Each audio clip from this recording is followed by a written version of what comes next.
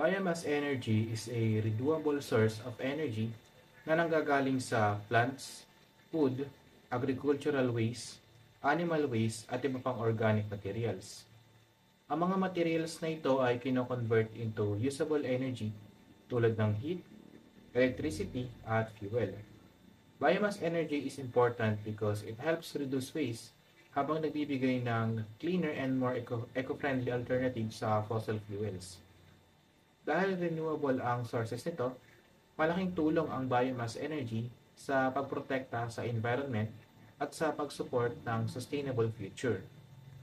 Sa kasalukuyan, maraming bansa ang gumagamit ng biomass energy bilang isa sa kanilang renewable sources or energy sources dahil mas sustainable ito kumpara sa traditional fuels. Halimbawa na lamang ang agricultural waste at food scraps na kadalasang itinatapon lamang ay maaari pang magamit para makagawa ng energy. Bukod sa nakakatulong ito sa waste management, nakakatulong din ito sa pagbawas ng air pollution at greenhouse gas emissions. Sa pamamagitan ng tamang paggamit ng biomass energy, mas napapalapit tayo sa cleaner environment at mas green na future para sa mga susunod na generation. The history of biomass energy started thousands of years ago, long before modern technology existed. Noon pa man, gumagamit na ang mga tao ng biomass energy mainly through burning wood para sa cooking, heating, at lighting.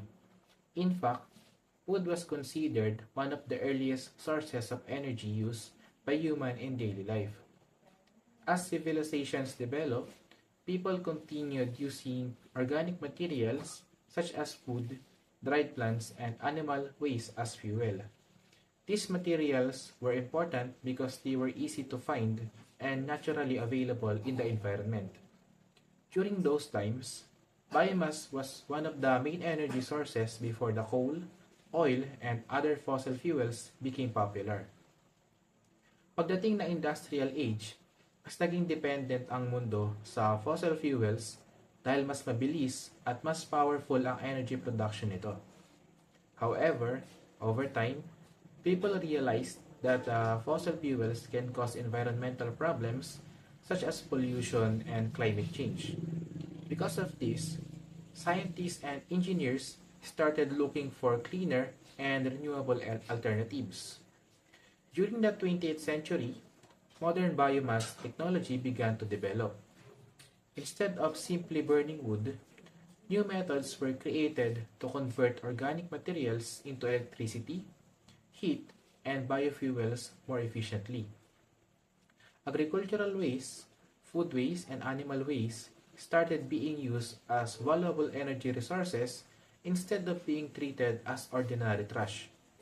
Today, biomass energy continues to improve through modern technology. Many countries now use biomass power plants and biofuels as part of their renewable energy programs. From a simple wood fire used by ancient humans, biomass energy has evolved into modern and sustainable source of energy that helps support cleaner energy production and environmental protection. Biomass energy is important because it provides renewable and more sustainable alternative to fossil fuels. Instead na umasa lamang sa coal, oil, at natural gas, biomass energy allows us to use organic materials such as plants, agricultural waste, wood, and animal waste to produce energy. Because of this, nababawasan ang dependence natin sa fossil fuels na isa sa pangunahing causes ng pollution at climate change. Another important benefit of biomass is its support for rural economies. Maraming communities, especially sa agricultural areas, ang nagbe-benefit dito because biomass energy creates jobs related to farming, waste collection, transportation, and energy production. Farmers and local workers can earn additional income mula sa mga organic materials na dati ay itinatapon lang. Biomass energy also plays a big role in waste management. Instead of allowing agricultural waste, food waste, and animal waste to pile up in landfills, these materials can be converted into useful energy. This helps reduce environmental waste while turning unwanted materials into something valuable. Bukod dito, biomass energy helps reduce greenhouse gas emissions when managed properly. Compared to fossil fuels, biomass can produce cleaner energy and lower carbon emissions. Since plants absorb carbon dioxide while growing, biomass energy can help balance the carbon cycle and support the environmental sustainability. Biomass energy comes from different types of organic materials found in nature and in everyday human activities. These materials are called biomass sources because they can be converted into usable energy such as heat, electricity, and fuel. One of the main sources of biomass is plant-based materials. Kasama rito ang wood, crop residues at sugarcane.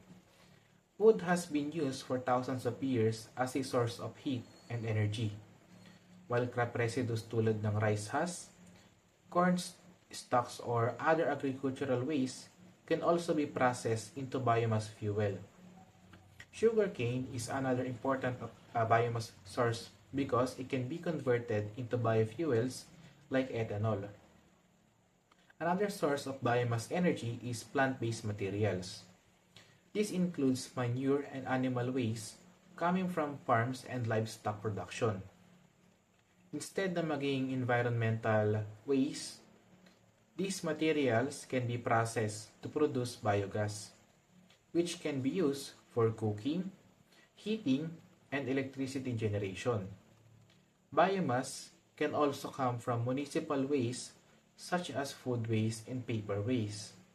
Everyday trash from homes, restaurants, and offices may still contain organic materials that can be converted into energy instead of simply being thrown into landfills. This helps reduce waste while producing useful energy at the same time. Lastly, there are industrial waste such as sawdust and black liquor. Sawdust comes from wood processing industries, while black liquor is a byproduct of paper manufacturing. These industrial wastes can also be used as biomass fuel for energy production. Overall, biomass energy can come from many different sources.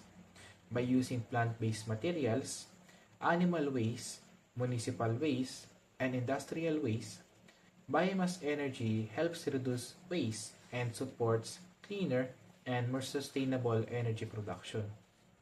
So, meron naman tayong types of biomass energy. So, number one dyan is yung heat energy. Biomass is directly burned to produce heat. It is used for cooking, heating homes, and industrial processes. So, number two is electricity. Biomass power plants generate electricity using steam turbines, and it provides renewable power supply. Number 3 is biogas. It produces from decomposing organic waste. It is mainly contains methane gas used for cooking and electricity. Number 4 is bioethanol. Liquid fuel made from crops like sugarcane and corn, and it is commonly mixed with gasoline. Number 5 is biodiesel, made from vegetable oils and animal fats, and it is good alternative fuel for diesel engines. So, marami daw klase ng biomass energy, depende sa kung paano yun ginagamit. Una daw is yung heat energy. Dito, directly sinusunog yung biomass para makagawa ng init. Ginagamit ito sa pagluluto or sa pagpapainit ng bahay at pati sa mga factories. So, pangalawa naman ay electricity. Tulad ng na-discuss kanina, ginagamit ang biomass power plants para gumawa ng renewable electricity. Pangatlo naman ay ang biogas. Ito ay nanggagaling sa nabubulok na organic waste tulad ng food waste at animal manure. Ang biogas ay may methane na pwedeng gamitin sa pagluluto at paggawa ng kuryente. Next naman ay ang bioethanol. Isa itong liquid fuel na gawa sa crops tulad ng sugarcane at corn. So madalas itong hinahalo sa gasoline para mas environment friendly. So yung last naman natin is yung biodiesel. Ito naman ay gawa sa vegetable oils at animal fats. Sabi din kanina, maganda siyang alternative fuel para sa mga diesel engines. So, sa mga nabanggit natin na yun, makikita natin na maraming paraan kung paano nagagamit ang biomass energy sa araw-araw. Siyempre, may advantages ang biomass energy. Number 1 dyan is yung renewable. Biomass sources can be replenished naturally. Crops and organic waste are continuously produced. Number 2 is it reduces waste. It converts agricultural, food, and animal waste into useful energy. And it also helps lessen landfill waste and pollution. Number 3, it supports economy. It creates jobs in farming, transportation, and energy production. And it also helps local communities and industries grow. Number 4 is reliable energy supply. Biomass can store fuel unlike solar and wind energy. It can produce energy anytime when fuel is available. So, sabi dito, maraming advantages yung biomass energy. Una daw is yung renewable. Ibig sabihin, napapalitan o naproproduce ulit naproproduce ulit naturally yung sources tulad ng plants at organic waste. Number 2 naman is nakakatulong daw siya sa pagbawas ng waste. Instead na itapon lang yung agricultural waste, food waste o animal waste, nagagamit pa daw yon para makagawa ng energy dahil doon nababawasan din yung pollution at tambak ng basura. Number 3 naman is nakakatulong daw siya sa ekonomiya natin. Maraming trabaho daw yung nalilikha sa farming, transportation at operation ng biomass plants. Nakakatulong din daw siya lalo sa local communities natin. At panghuli naman is yung may reliable energy supply yung biomass. Hindi tulad ng solar at wind energy na nakadepende sa araw o hangin, ang biomass ay pwedeng gamitin anytime basta may available na fuel. Kaya masasabi natin na malaking tulong ang biomass energy sa environment at pati na rin sa ekonomiya. Biomass power generation. Biomass power plants convert organic materials into electricity through a series of processes. The main components of the biomass power plants are number 1, boiler. It burns biomass materials such as wood chips, crop waste, or animal waste. And it produces high pressure steam. Number 2 is the turbine. Steam from the boiler spins the turbine blades, and it converts steam energy into mechanical energy. Number 3 is the generator. It is connected to the turbine. It converts mechanical energy into electrical energy. And number 4 is the cooling system. It cools down steam after passing through the turbine and recycles water back into the system. So, sa biomass power generation, gumagamit tayo ng organic materials tulad ng wood chips, agricultural waste, at animal waste para makagawa ng kuryente. So, sabi dito, di ba nga, ang unang component natin ay ang boiler. So, dito sinusunog yung biomass yung biomass materials para makagawa ng high pressure steam o mainit na singaw. Sunod naman ay yung tinatawag nating turbine. Yung steam na galing sa boiler ang nagpapaikot sa turbine blades. Kapag umiikot to, nagkakaroon ng mechanical energy. Pagkatapos, connected naman yung turbine na yon sa generator. Ang trabaho naman ng generator ay gawing electrical energy o kuryente yung mechanical energy na na-produce ng turbine. And sa huli naman, meron tayong cooling system. dito pinapalamig yung steam pagkatapos gamitin para pwede ulit siyang i-recycle at gamitin sa system. So sa madaling salita, yung biomass power generation ay proseso ng pag-convert ng waste materials into useful electricity. So kung meron tayong advantages, syempre meron din tayong disadvantages sa biomass energy. Number one dyan is yung air pollution. Burning biomass releases carbon dioxide and smoke that may affect air quality and human health.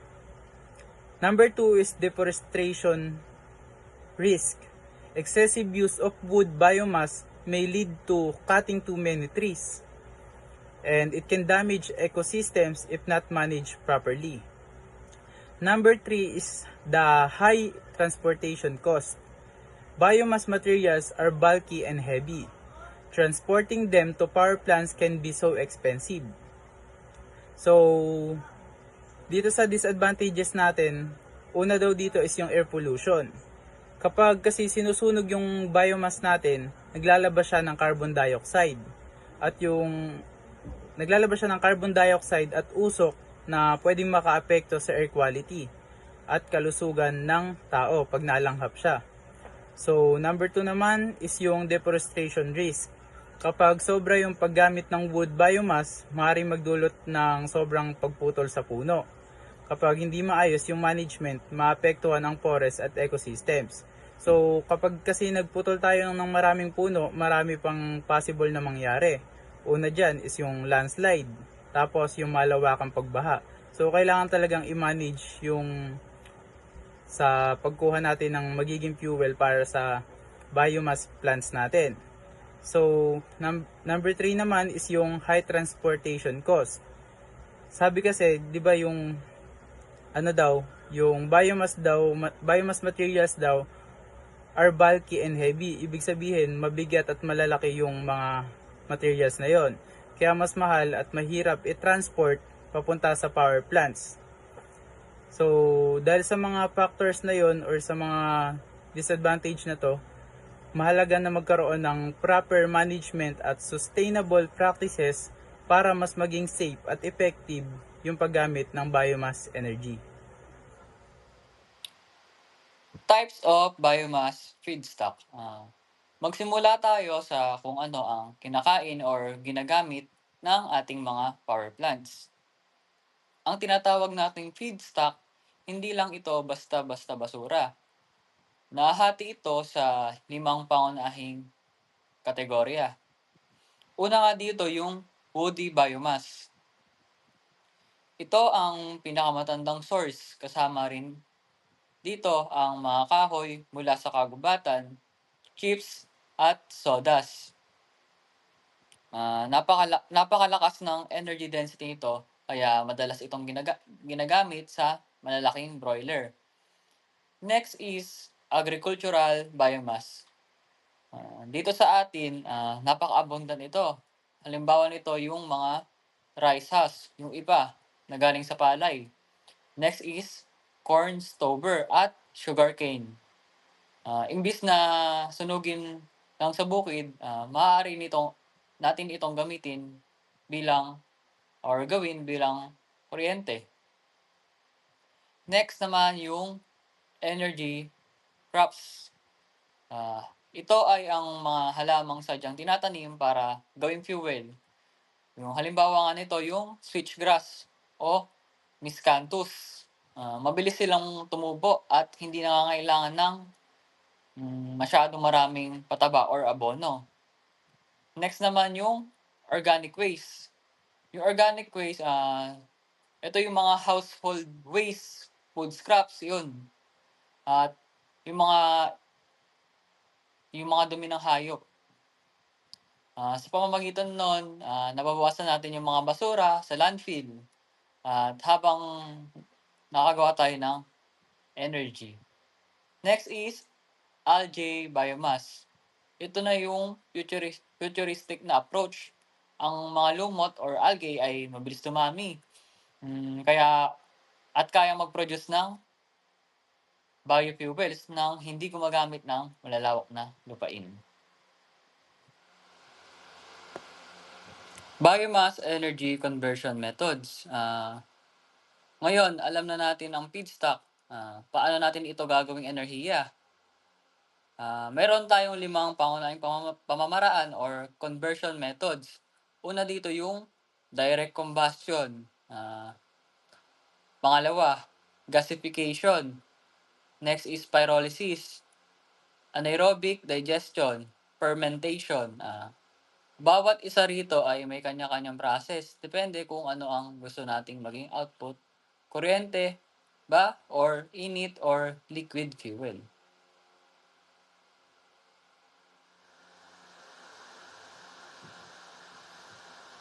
Dito naman tayo sa yung una nating method, yung direct combustion. And base sa flowchart natin, ayan.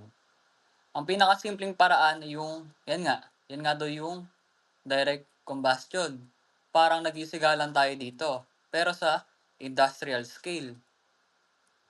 Ang proseso ay biomass magiging heat, tas yung heat magiging steam, tas yung steam papaikutin niya yung turbine magpo-produce ng electricity.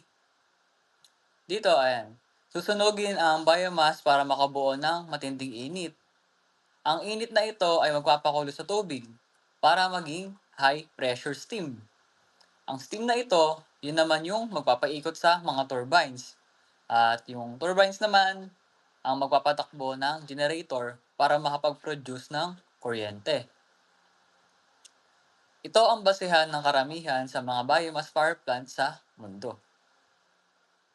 Okay, dito naman tayo sa gasification. Dito, hindi natin basta-basta sinusunog yung biomass. Niluluto natin ito sa napakataas na temperature, higit 700 degrees Celsius. Pero may limited oxygen. Dahil limitado ang oxygen, hindi ito nagiging abo agad. Sa halip, nagiging gas ito na tinatawag nating syngas or synthetic gas. Ang syngas na ito ay binubuo ng hydrogen, carbon monoxide, at ang maganda rito, mas malinis itong sunugin kaysa solid biomass. At maaari ring gamitin sa mga gas engines at turbines. Dito tayo sa pyrolysis. Katulad ng gasification, ang pyrolysis, pero ano ang pinagkaiba? Ginagawa naman ito ng walang oxygen. Dahil walang oxygen, ang biomass ay nagdi-decompose sa iba't ibang forms. Nakakuha tayo ng 3 produkto. Yung bio-oil na pwedeng gawing fuel, charcoal or biochar na maganda sa lupa, at syngas. Napaka-versatile ng pyrolysis dahil nakakakuha tayo ng liquid, solid, at gas output sa isang proseso lamang. Anaerobic digestion. Dako naman tayo sa mga biological processes. Una dito yung anaerobic digestion. Dito, gumagamit tayo ng mga microorganism tulad ng bacteria para kainin yung isang organic matter sa loob ng isang tangke na wala daw hangin. Ang byproduct nito ay biogas. Mostly dito yung methane. Karaniwan itong ginagawa sa mga farm para ang dumi ng baboy or baka ay hindi lamang maging mabaho kung hindi maging gas na pwedeng ipangluto.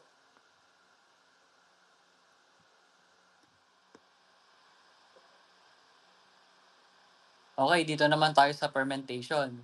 Katulad ng paggawa ng alak, ang mga sugar at starches mula sa crops, katulad ng mais at tubo, ay kino-convert gamit ang yeast para maging ethanol fuel. Ito yung madalas nating makikitang hinahalo sa mga gasolina, sa mga gasolinahan. Nakakatulong ito para mabawasan ang carbon emission ng mga sasakyan. To conclude, Ang biomass energy ay isang mahalagang solusyon para sa ating energy sustainability. Hindi lang nito binabawasan ang dumi sa kapaligiran, binibigyan din tayo nito ng renewable na paraan para magkaroon ng kuryente at gasolina.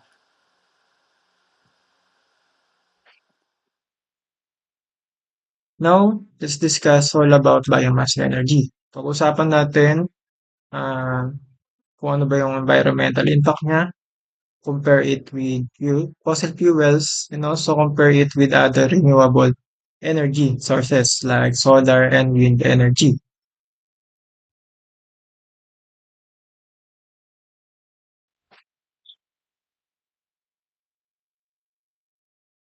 First, one positive impact of biomass is waste reduction. Biomass uses organic materials such as agricultural waste, animal waste, wood scraps, and biodegradable garbage as a fuel. So instead na itapon lang ito sa mga landfill natin, these wastes are converted into useful energy like electricity and heat. Dahil dito nababawasan ng environmental pollution at methane gas emission from our decomposing waste. However, ah meron tayong biomass na negative impact. So kapag sinusunog ang biomass materials, naglalabas ito ng smoke and harmful particles na maaaring magdulot ng air pollution at respiratory problems. So may another issue pa is yung habitat destructions. Pag sobrang dami ng pagputol ng puno para gawing biomass fuel, maaaring masira ang natural habitats ng animals at magkaroon ng deforestations. Kaya importante ang proper and sustainable management ng biomass resources.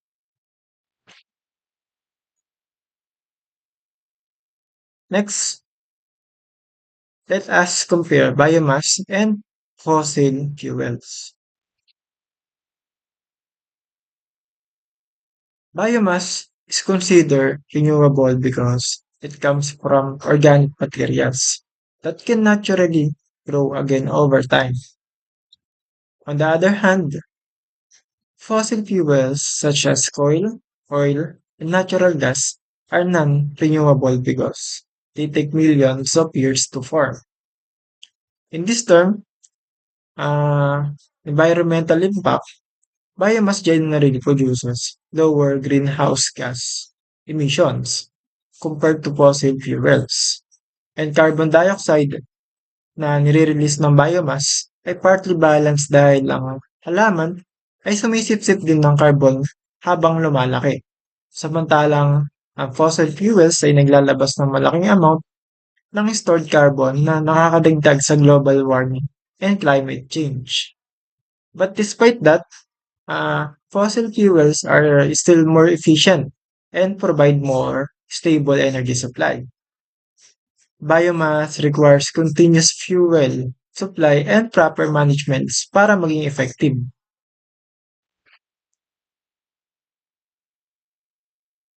And lastly, let us compare biomass with solar and wind energy.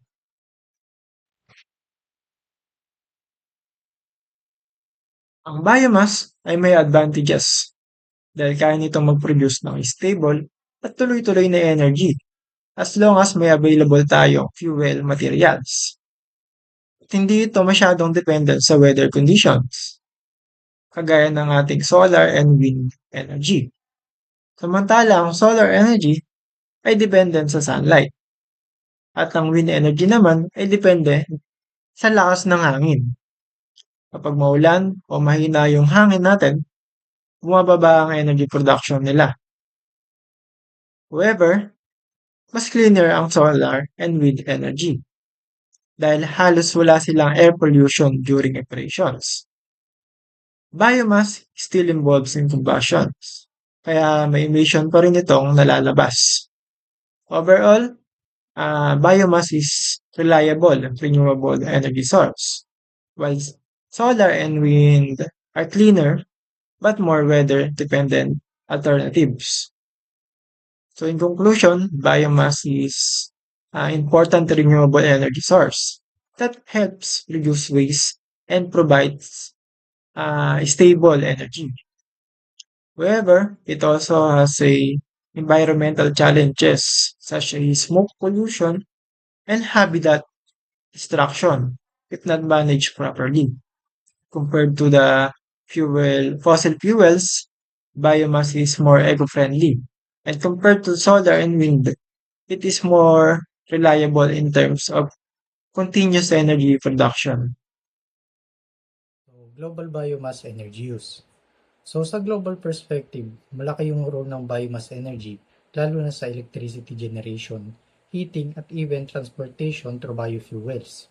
So sa ibang bansa, ginagamit ito both in small scale like household cooking and large scale like power plants that supply electricity to cities. So isa sa mga importanteng benefits ng biomass energy ay yung contribution nito sa climate change mitigation. Since galing siya sa natural materials, mas mababa yung carbon footprint niya compared sa fossil fuels, lalo na kung sustainability management ang pag-uusapan. So another advantage is yung energy security. Hindi lahat ng bansa ay may oil or gas reserves, pero karamihan may agricultural or forest resources. Kaya ang biomass helps countries produce their own energy locally. So overall, biomass energy is becoming an important global solution for cleaner and more sustainable energy production. Next is yung current trends in biomass energy. So isa sa pinaka-importanting trend ngayon ay ang improvement ng technology. So dati simpleng burning ng biomass which cause pollution and low efficiency. Pero ngayon, may advanced systems na like gasification, anaerobic digestion, and combined heat and power systems. So these technologies make biomass more efficient and cleaner.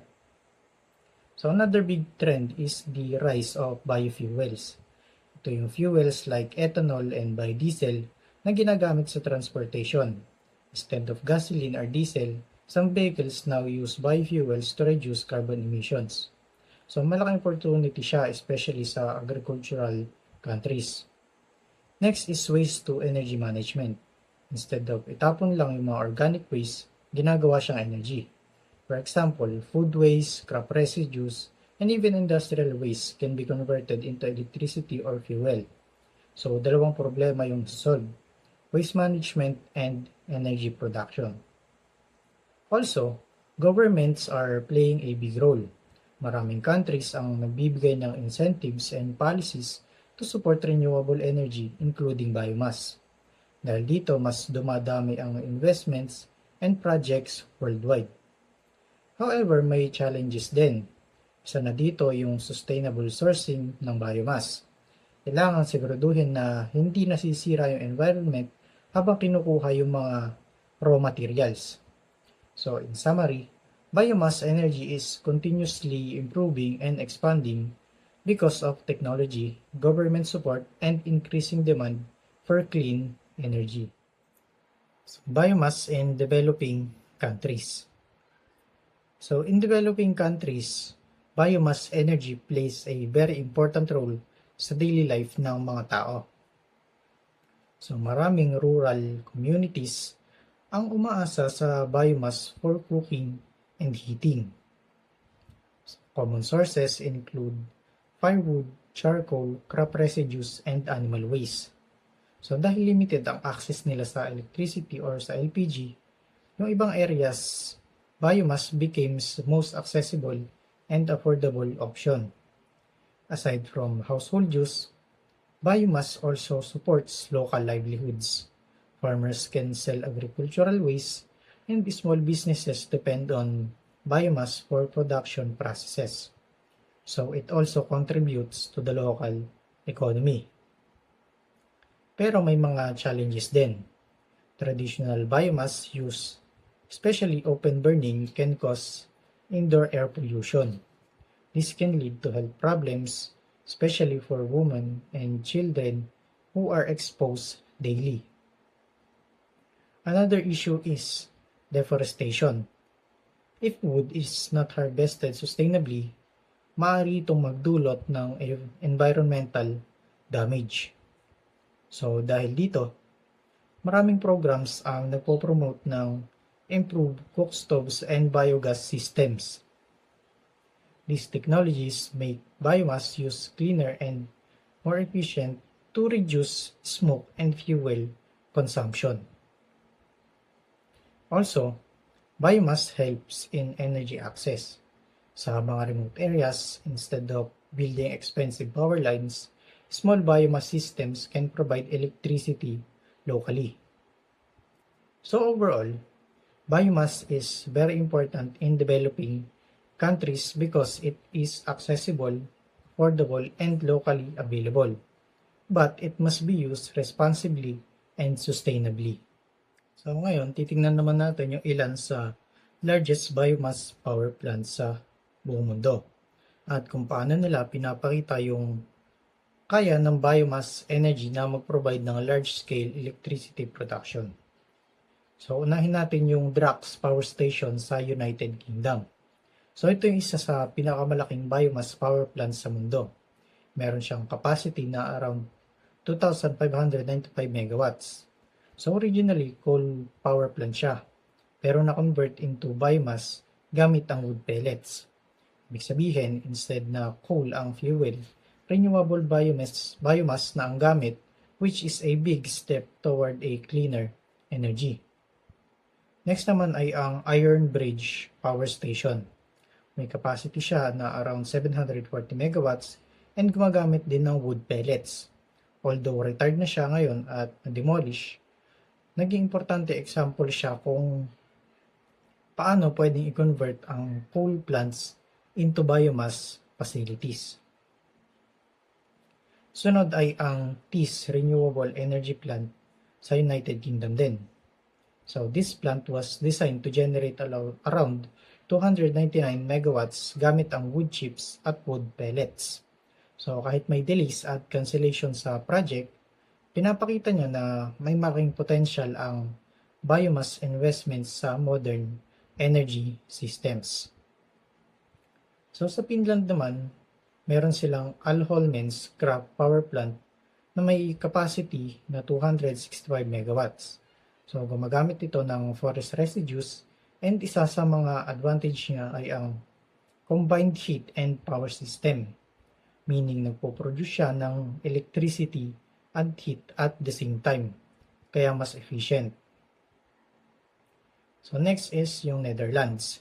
Nandoon yung Maasvlakte 3 power plant na gumagamit ng biomass co-firing system.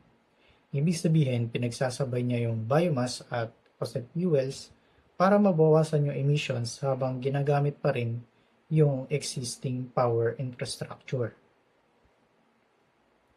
So sa Poland naman, yung Połaniec Power Station ay may capacity na around 205 to 225 megawatts.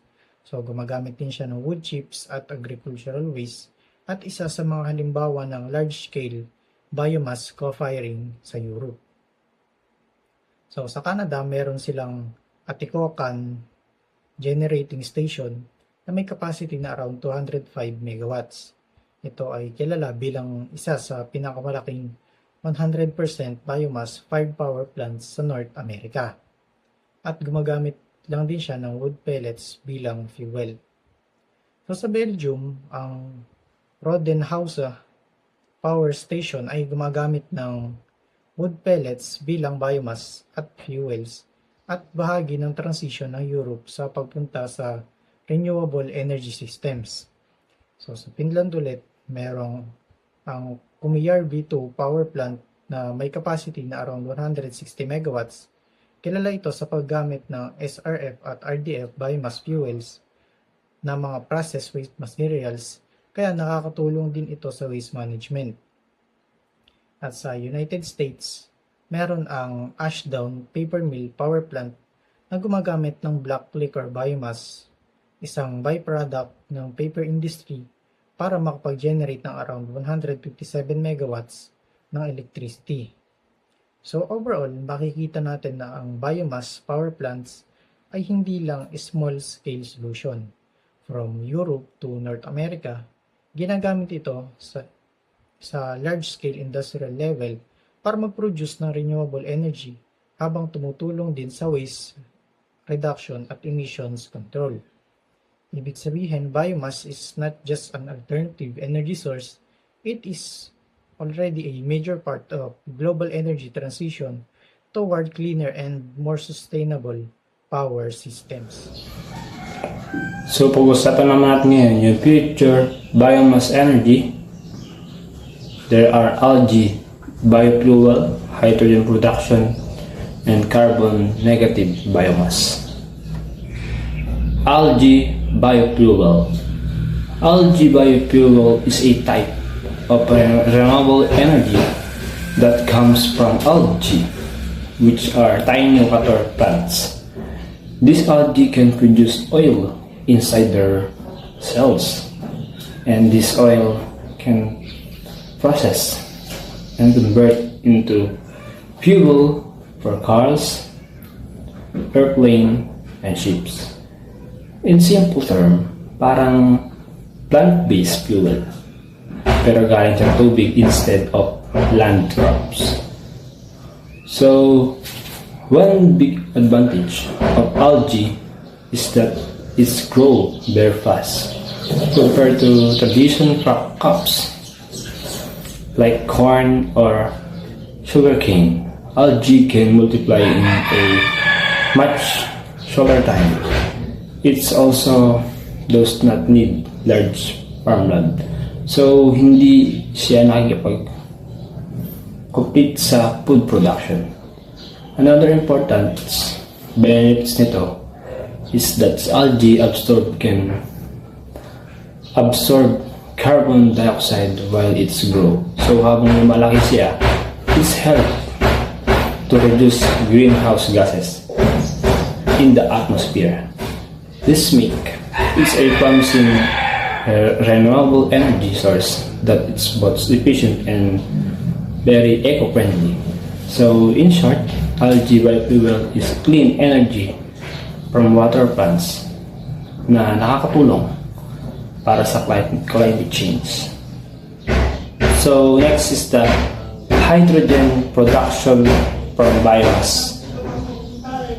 Hydrogen production from biomass means making hydrogen as gas using organic materials like plants, agriculture, waste, even food crops. So this means then the true process like gasification or implementation.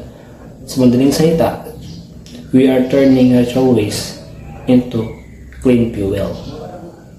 So hydrogen is considered as a very clean energy source because when it's used, it does not produce pollution like smoke or carbon dioxide. Instead, the only byproduct is water vapor. Tubig lang ang lumalabas kapag ginagamit siya as a fuel. So, this make hydrogen very useful for the future of transportation and electricity. However, the challenge is that producing hydrogen gas still require energy and technology. Kaya importante ang research para mas maging efficient siya at affordable siya. So, in short or in simple term, hydrogen from biomass is like turning basura into clean energy, which is very helpful for sustainability. So next is the carbon negative biomass. Carbon negative biomass refer to energy system that's actually remove more carbon dioxide from the atmosphere than they produce. Normally, when we burn fuel, we release CO2, but in carbon negative system, the process is different. So, pag-usapan natin yung mga difference na yan. Here is how it's work. So, plants absorb carbon dioxide while they grow. Then, when these released plants are used for energy, some of carbon is captured and stored instead of being released back into the air. This can happen through special technologies like carbon capture and storage. So, mas palalimin pa natin.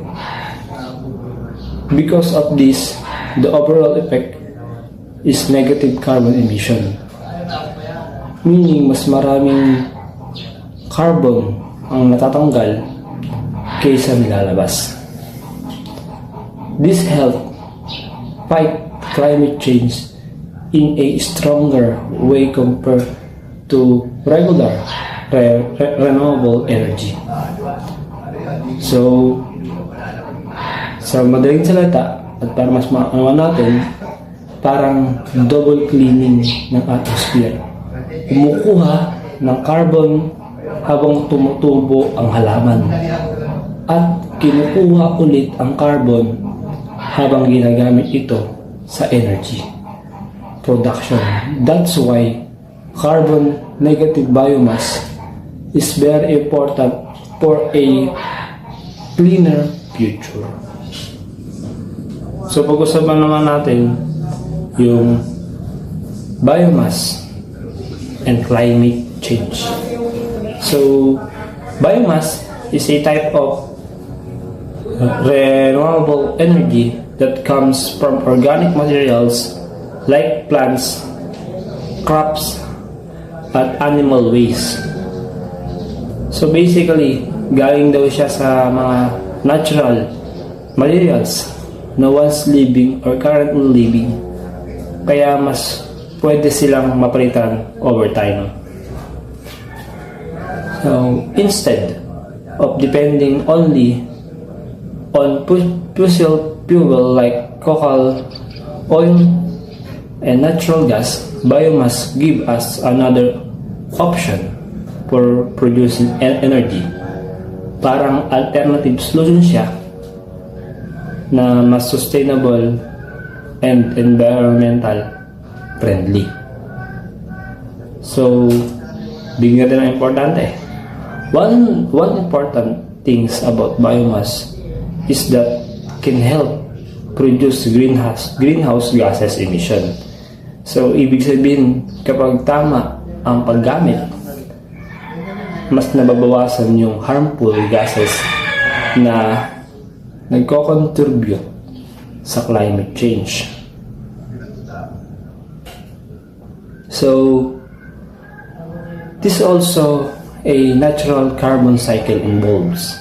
So, habang lumalaki ang plants, they absorb carbon dioxide from the air. Then, when we use biomass from energy, may carbon na release pero somehow nababalance kasi nag-absorb ulit ng bagong plants. So other good things is waste management. Instead of throwing away agricultural waste or animal mature, pwede silang gawing energy. So, parang from basura, nagiging useful power source siya. So, in real life, biomass help communities, especially in mga rural area na may mga access sa farm, waste or plants, materials. This can support electricity production or even cooking fuel in some places. So, mas paikliin natin. So, biomass is like a turning waste into something useful. In simple idea, Pero simple idea niya, pero very powerful impact because it's help us move towards cleaner and more sustainable energy from the future. So, conclusion.